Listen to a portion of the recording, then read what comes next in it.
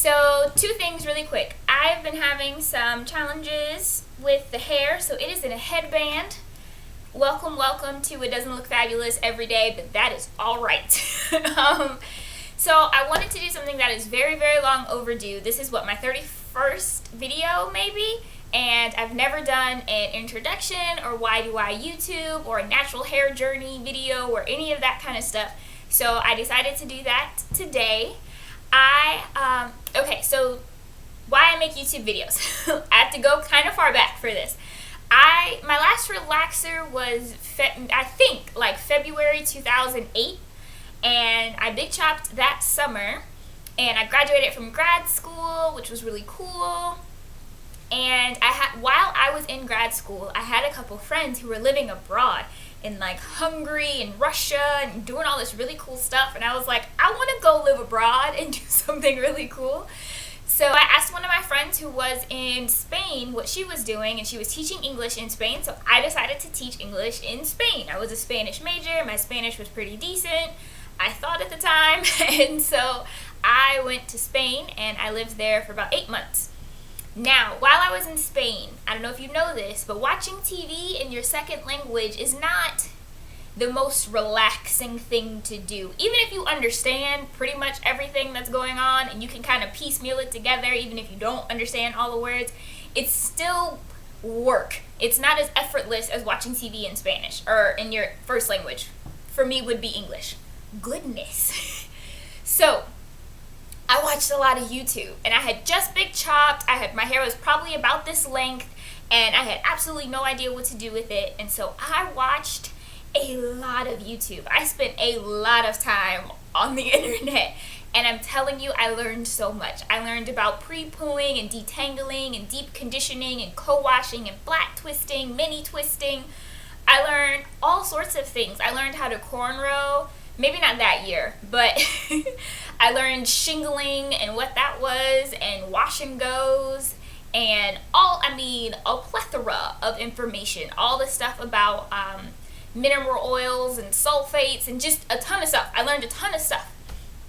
And after a while, maybe after a year or two of watching YouTube videos about natural hair, almost exclusively about natural hair, I was watching someone's video and I wanted to comment on the video. There was something I wanted to say so bad that I wanted them to hear it, and I wanted to comment, and that's when I realized that I didn't have a YouTube channel, so I couldn't comment on people's videos.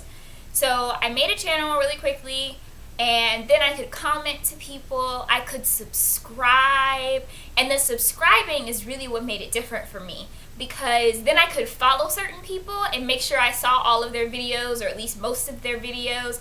And then it got to the point that I kind of felt like I knew these people, and I was growing with them. Natural 85, when she had her baby and her whole pregnancy, and I'm watching a little Olivia grow up, and I'm so excited, and I can't wait till her mom starts doing her hair. And Mahogany Knots, when she cut all the color out of her hair a while back, and then she just recently cut all her hair off again, and just watching all of that process in between. And she had I think she had twins in the process. It's just been really cool, and it sounds almost a little bit stalkerish when I talk to people who aren't into YouTube.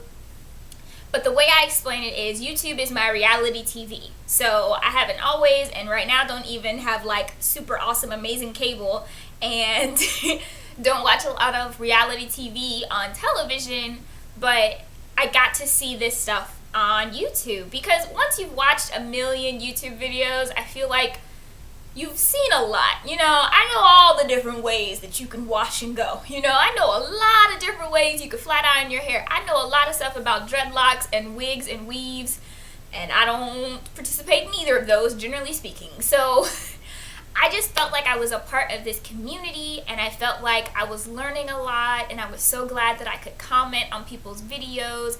It was really cool, and it was during the time for me that I didn't see, obviously in Spain, I didn't see a lot of African Americans or people of any sort of African descent.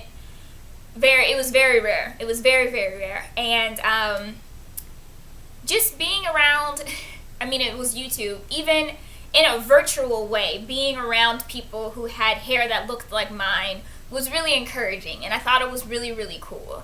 And so my hair started to grow out, and I got a regular job. You know, I came back to the US and started working in nonprofit, and I had an office job, and I needed my hair to look presentable every single day.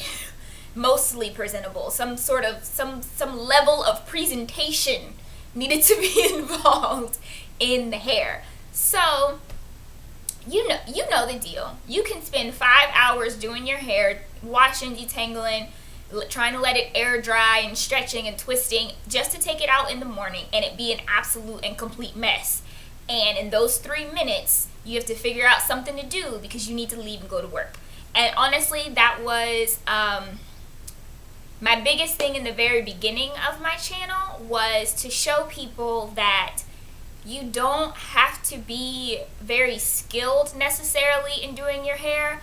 You just have to be persistent. Like, just know that it's not going to work out a lot of times, or some of the times.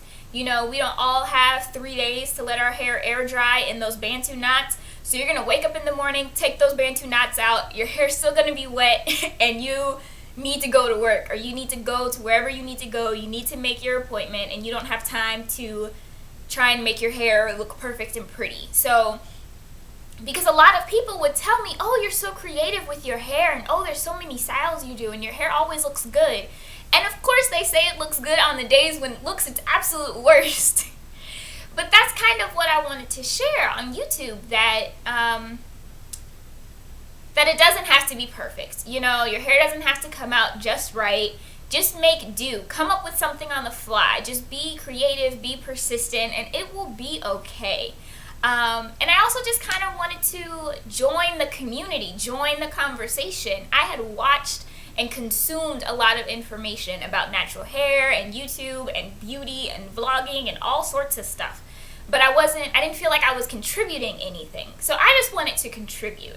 So that's basically why I YouTube. I want to contribute to the community that has helped me so much grow in my natural hair journey. I want to be a part of the conversation and not just a spectator. I just wanted to be a part of things. I am not here to teach you how to do anything with your hair. I am not here to give tutorials or anything like that, but more just so that my hair can kind of have its own little vlog, so people can see the journey, so that you can see that it's a lot of trial and error, but there's lots of success in it too, and just the journey and the experiments and how things turn out. I just wanted to involve people in the process of me and my hair and all that's going on, since I watched so many other people's videos who do the same thing. I don't know if that made any sense at all. But I'm just inviting you to be here on the journey. Let's have fun together. And that's pretty much all I have. So if you have any questions about me, or about my hair, or about me being on YouTube, or anything like that, let me know in the comments below. If you made it to the end of the video, I'm hoping that you liked the video. So give it a thumbs up, and go ahead and subscribe so you can get the next video too. Alright, it's been great. Have an awesome and amazing day. Bye. One sec.